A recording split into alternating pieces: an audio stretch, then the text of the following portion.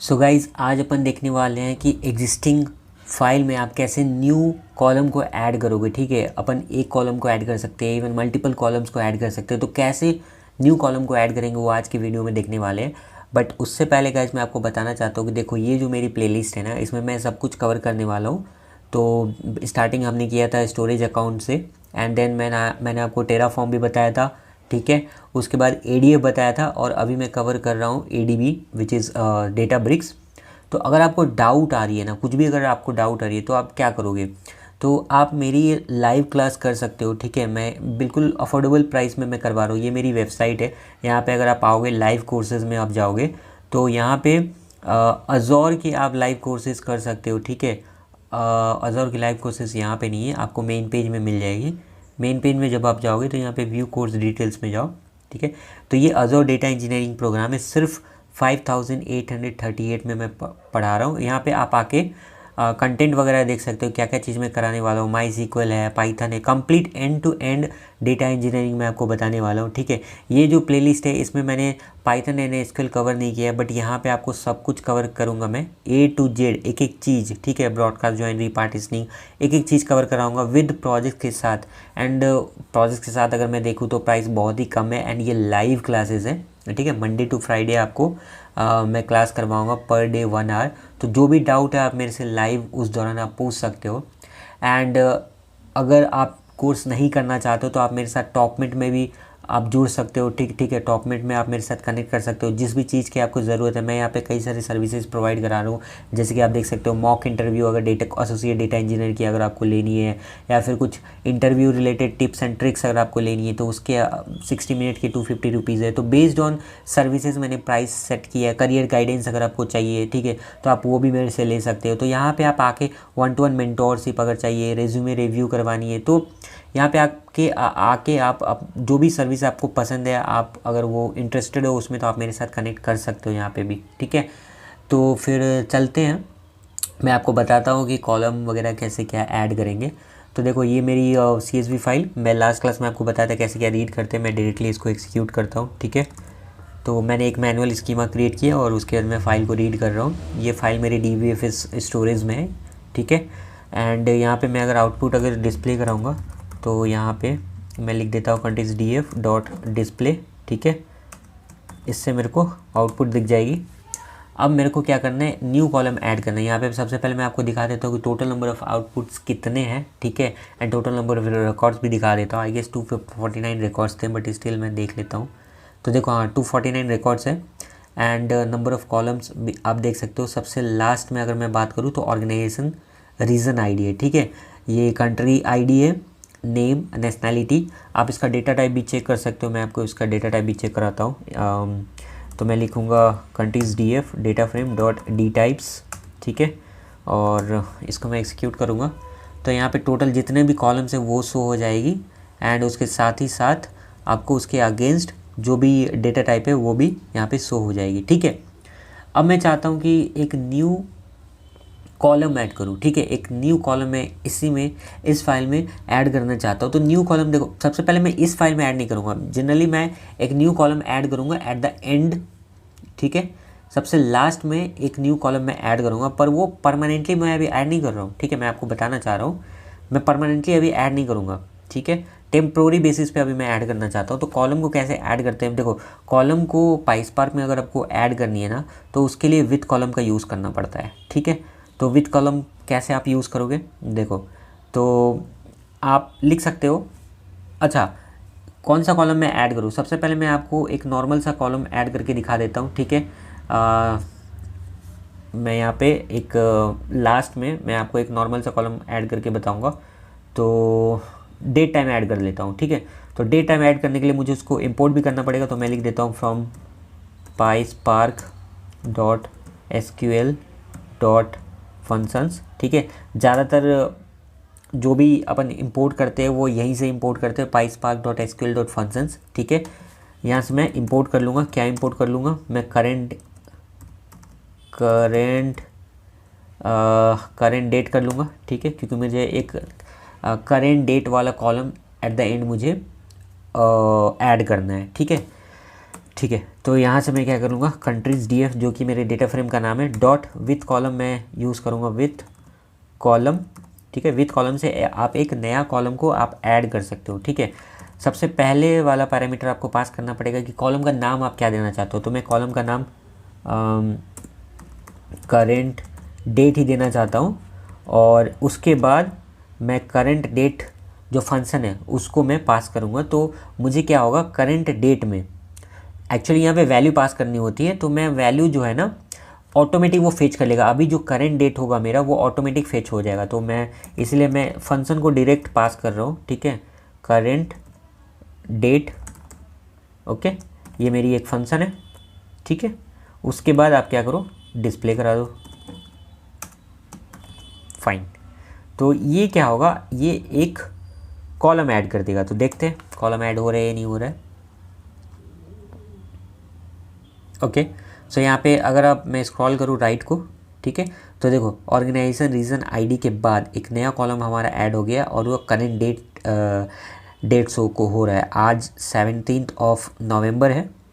ठीक है, तो इस वजह से ये डेट मुझे देखने को मिल रही है। जितने भी आप रिकॉर्ड्स देखोगे, टोटल 249 रिकॉर्ड्स है हमारे पास, तो सब में यही वैल्यू फिल हो गई है। ठीक है, सब में ये वैल्यू फिल हो गई है।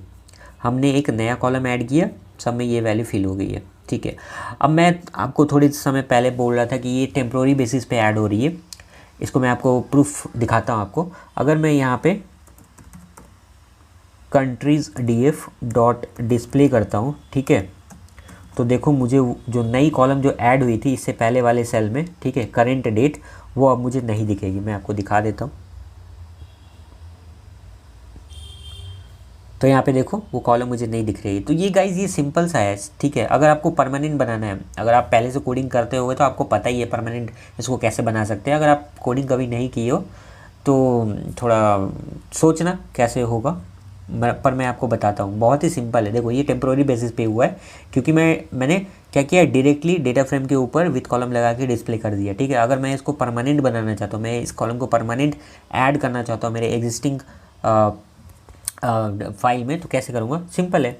मैं अपने डेटा फ्रेम का नाम लिखूँगा इक्वल्स टू जो काम मैं कर रहा था, data frame dot with column. ठीक है, विद कॉलम के अंदर मैं क्या करूँगा, कॉलम का नाम लिखूँगा। सो मैं कॉलम का नाम लिखता हूँ CU करेंट डेट, एंड मैं उस फंक्शन को कॉल कर लूँगा करेंट डेट। ठीक है, फाइन। देखो ये काम अपन पहले भी कर रहे थे, लेकिन अब मैं क्या कर रहा हूँ, इसकी जो वैल्यू आएगी उसको मैं स्टोर करा रहा हूँ अपने डेटा फ्रेम के अंदर ही। इस वजह से ये क्या होगी, परमानेंट हो जाएगी। तो पहले मैं इसको एग्जीक्यूट कर लेता हूँ, एंड अब मैं आपको रिज़ल्ट दिखाता हूँ। ठीक है, डॉट डिस्प्ले अगर मैं करता हूँ तो अब देखो, ठीक है, मैं आउटपुट दिखा देता हूँ आपको। देखो ये परमानेंटली जाके स्टोर हो गई है हमारे फाइल में। ठीक है, अब अगर मैं वापस से अगर आपको दिखाता हूँ, एक बार फिर से आपको दिखा देता हूँ, कंट्रीज डीएफ डॉट शो करके भी आपको दिखा देता हूँ। ठीक है, तो यहाँ पे थोड़ा सा मैं इसको ऊपर कर लेता हूँ। देखो करेंट डेट ये आ गई है, देख रहे हो ना। इसको अगर मैं चाहूँ तो एक सेकेंड, करेंट डेट ऐड हो गई है। ठीक है, परमानेंट बेसिस पे हो चुकी है। ठीक है, current countries DF dot with column, हाँ ठीक है। तो इस तरीके से आप जो है ना परमानेंटली आप ऐड कर सकते हो। चलो डेटा टाइप भी मैं इसको दिखा देता हूँ। ठीक है, countries DF dot D types, देखो लास्ट में करेंट डेट की जो डेटा टाइप है वो डेट है।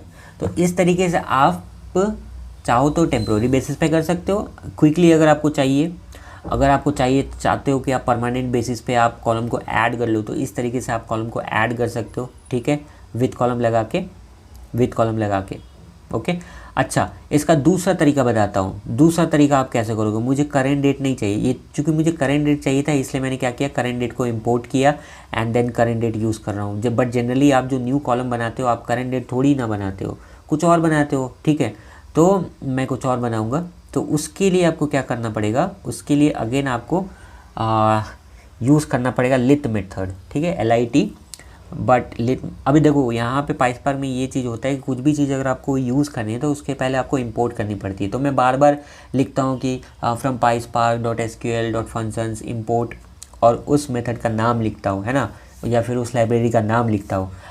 बट अगर आप चाहते हो कि मुझे बार बार लाइब्रेरी को इंपोर्ट नहीं करनी है, तो आप सिंपल सबसे टॉप पे, जब भी आप कोडिंग कर रहे हो, जिस भी नोटबुक में आप कर रहे हो, सबसे टॉप पे आप ये चीज़ लिख सकते हो कि फ्रॉम PySpark.sql.functions, ठीक है, इंपोर्ट, स्टार का लगा सकते हो। स्टार का मतलब जितने भी लाइब्रेरी है इसके अंदर वो सारे के सारे इंपोर्ट हो जाएगी। बट प्रॉब्लम ये होता है कि अब अगर जब आप स्टार लगाते हो, स्टार मतलब जितने भी लाइब्रेरीज, जितने भी, वो सारे के सारे इंपोर्ट होंगे, तो ऑब्वियसली आपका टाइम भी थोड़ा ज़्यादा लगेगा कोड, है ना। तो ये चीज़ बेसिकली अपन अवॉइड करते हैं, जिस चीज़ की ज़रूरत पड़ती है अपन उसी को ही यूज़ करते हैं, ठीक है।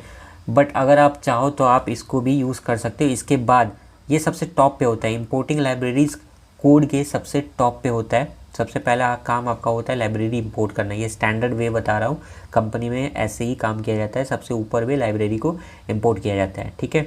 मैं तो आपको समझाने के लिए मैं नीचे वाले सेल में भी इंपोर्ट कर दे रहा हूँ, बट एट द टॉप ही सबको करना है। अगर आपको स्टार भी नहीं करना है, ठीक है, आप टॉप पे ही सब कुछ डिफाइन करो कि फ्रॉम PySpark.sql.functions इंपोर्ट, आपको क्या इंपोर्ट करना है। तो लास्ट टाइम हमने किया था ये किया था ना करेंट डेट, ठीक है। तो यहाँ पे करेंट डेट करो।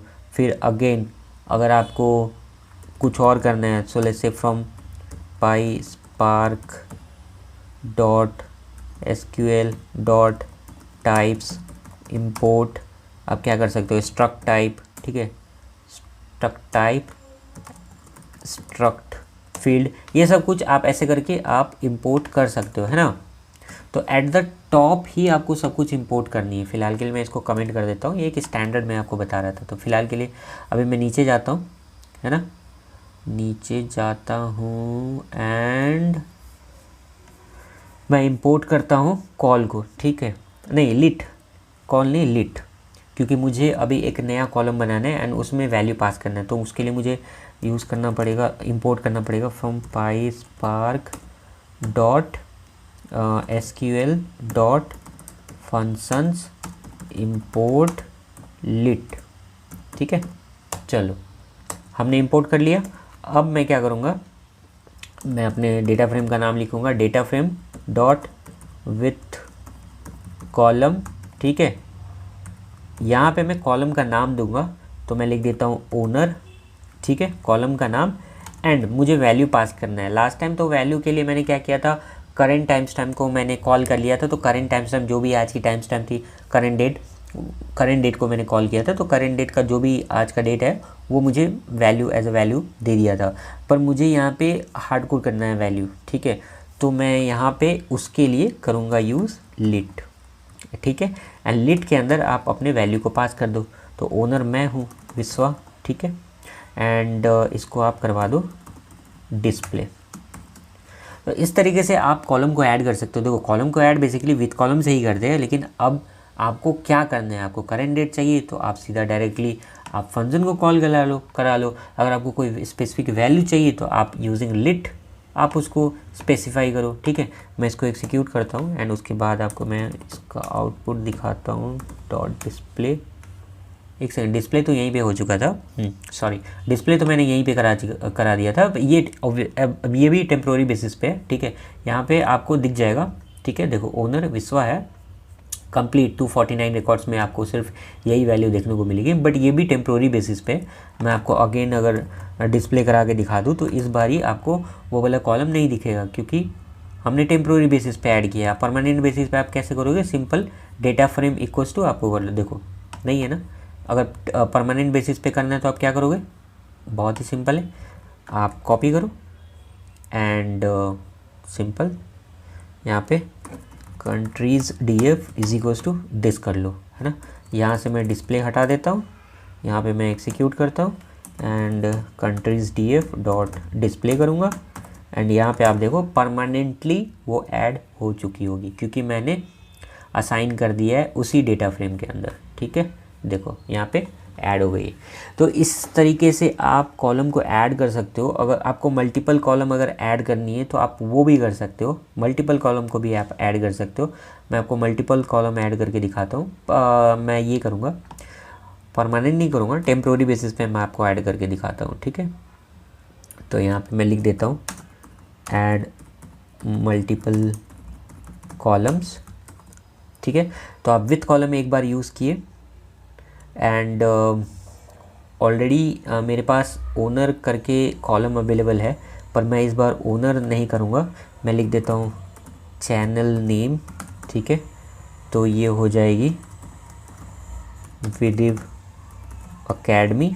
ठीक है, चैनल नेम में हो गई हमारी विदिव अकेडमी। इसके बाद अगेन मैं लगाऊंगा विथ कॉलम